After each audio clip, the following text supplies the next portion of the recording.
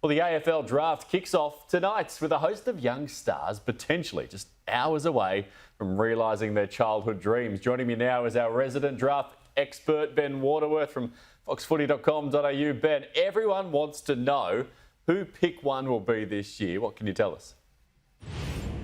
Happy draft day to you, Luke, and all those who celebrate. Look, for mine, I think it's going to be Sam Lalor from the Great and Western Victoria Rebels, who's a powerful midfielder, about 186, 187 centimetres. And he has drawn comparisons to a great Richmond legend in Dustin Martin as well. He's a player that Lalor looks up to as well. So for the Richmond pick one decision has probably come down to two. It's between Lalor and O'Sullivan. I think Jagger Smith as well, who's sort of a Zach Butters-like midfielder.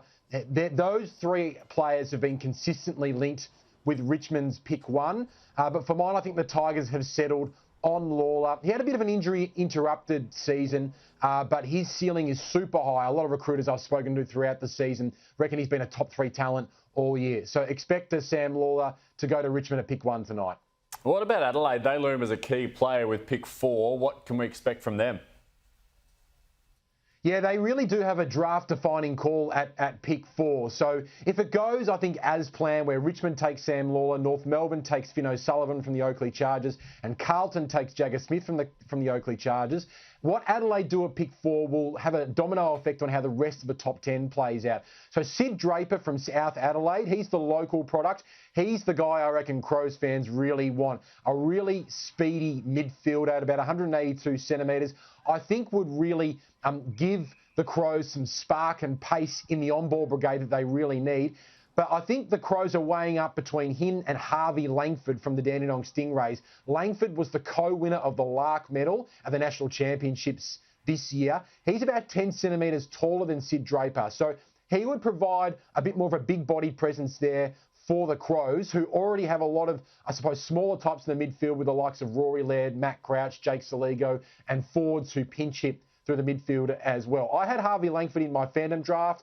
I would not be surprised, though, if Adelaide goes for Sid Draper, because I think if Adelaide goes Draper, I think Melbourne with the next pick then takes Harvey Langford. But it's a big call for the Crows come draft night tonight. There's also a bunch of tall forwards to choose from in this year's draft. Talk us through the state of play as far as they're concerned. Yeah, I think the tall forwards probably start to come into play around sort of Richmond's second lot of picks. So Richmond have remarkably 7 picks tonight in the first round. 1, 6, and then 10 and 11 are their first 4. And I think the tall forwards come in at 10 and 11.